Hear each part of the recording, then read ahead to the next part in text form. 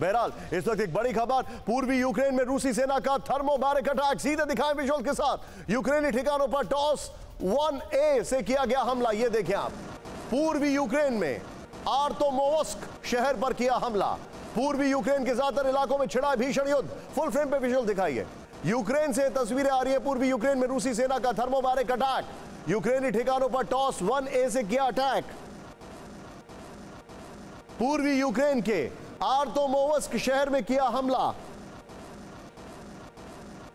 पूर्वी यूक्रेन के ज्यादातर इलाकों में छिड़ा है भीषण युद्ध। ये बड़ी खबर हम आपको दिखा रहे हैं।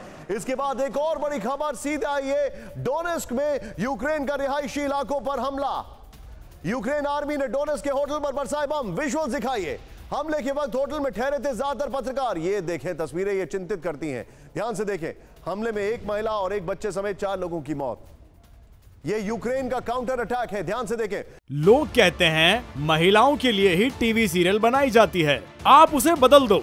सफल महिलाओं से सफलता का पाठ पढ़िए। फ्रीडम ऐप को अभी डाउनलोड कीजिए। एक बार फिर से मैं आपको ब्रेकिंग बताना चाहूंगा। फुल फ्रेम पे विजुअल दिखाइए जरा। डोनेस्क में यूक्रेन का रिहायशी इलाकों पर हमला। यूक्रेनी आर्मी ने डोनेस्क के होटल पर बरसाए बम। हमले के वक्त होटल में ठहरे थे ज्यादातर पत्रकार। हमले में एक महिला और एक बच्चे समेत 4 लोगों की मौत।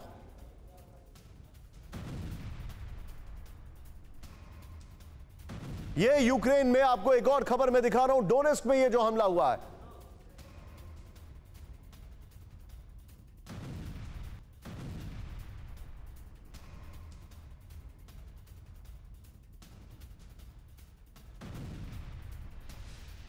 वॉल पर ये जो खबर है मैं आपको बताना चाहूंगा। यूक्रेन के निशाने पर डोनेस्क का होटल। सीधे प्ले ऑन करें। डोनेस्क में यूक्रेन ने पत्रकारों के होटल पर किया भीषण हमला। ये ध्यान से देखें आप। 10 मिनट के भीतर हुए 5 धमाकों में पत्रकारों की मीटिंग रूम और लॉबी। धमाके में एक बच्चे और एक महिला समेत 4 लोगों की मौत हो गई है। नेक्स्ट दिखाए। यूक्रेन के हमले में कई लोगों के घायल होने की जानकारी सामने आई है। धमाके के बाद दर्दनाक वीडियो टेलीग्राम पर पोस्ट किए गए हैं। मैं सीधे चलूंगा ये दोनों ब्रेकिंग और दोनों शॉट के साथ प्रोफेसर राजन के पास। सर, ये जो हो रहा है अब यूक्रेन में, I am pretty sure this is not the copybook way. ये शायद असेस नहीं किया गया होगा, क्योंकि यहां पर इस असेसमेंट में एक चीज जो अनप्रेडिक्टेबल थी वो थी यूक्रेन को जो वेस्टर्न कंट्रीज की तरफ से हथियार मिल रहे हैं। क्या आपको ऐसा नहीं लगता है कि ये पुतिन के लिए एक ट्रिगर पॉइंट है to do something really unpredictable? देखिए, जो कोलेटरल डैमेज हुआ है ये काफ़ी ज़्यादा यूक्रेन में हुआ है। लगभग जो एक रियल एस्टिमेट जो कि न्यूट्रल एस्टिमेट है उसमें बताया जा रहा है कि लगभग 10,000 सिविलियन वहाँ पे डेथ हो चुके हैं। हालांकि कुछ फिगर ज़्यादा भी बताते हैं, लेकिन मैं बीबीसी कोट करके बता रहा हूँ। वो बीबीसी का एक जो न्यूट्रल है उसमें ये भी बोल रहा है कि लगभग 4,000 उसमें रूसी सोल्जर्स भी हैं। तो नुकसान तो रूस को भी काफ़ी हुआ है। और जहाँ तक पश्चिमी देशों की नीतियाँ हैं वो 3 नीतियों पर आधारित है पश्चिमी देश। एक तो कि उन्होंने आर्म्स सप्लाई करते रहेंगे, दूसरा कि इकोनॉमिक सैंक्शन करेंगे और यूरोपियन कंट्रीज को अलायंस के रूप में बनाए रखेंगे। तो तीसरे में वो सक्सेसफुल हुए हैं, लेकिन पहली 2 जो पॉलिसी है उसमें बिल्कुल सक्सेसफुल नहीं है।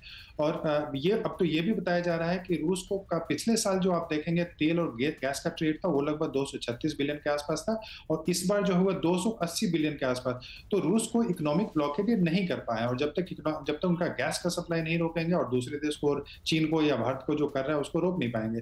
तो वैसी स्थिति में मुझे लगता है कि रूस अभी वेट कर रहा है कि विंटर आए, और वो गैस सप्लाई उन्होंने एक अनाउंस भी किया है कि जर्मनी और कई देशों में जो नॉर्ड स्ट्रीम 1 उनका पाइपलाइन है उसके माध्यम से गैस सप्लाई भी बंद करेंगे। और वो चाहते हैं कि वहाँ की जनता, यूरोपियन जनता, जो यूरोपियन शासक हैं उसके विरोध में बोलना शुरू करें, उसके विरोध में खड़े हो जाएं, और वहाँ पे जो कंजर्वेटिव राइट विंग फोर्सेस हैं वो वहाँ पे गवर्नमेंट पाए ताकि पुतिन को सपोर्ट मिले। तो इस ढंग की पॉलिसी मुझे लगता है कि रूस वहाँ पे करने की कोशिश कर रहा है। और जो इकोनॉमिक ब्लॉकेज जो पश्चिमी देश रूस पे करने की कोशिश कर रहा था, अब वो रिवर्स रूस पश्चिमी देशों पे ही करने का कोशिश कर रहा है। आप जो बता रहे हैं यू आर राइट, वो आपने ठीक कहा एकदम। लोग कहते हैं महिलाओं के लिए ही टीवी सीरियल बनाई जाती है, आप उसे बदल दो। सफल महिलाओं से सफलता का पाठ पढ़िए। फ्रीडम ऐप को अभी डाउनलोड कीजिए।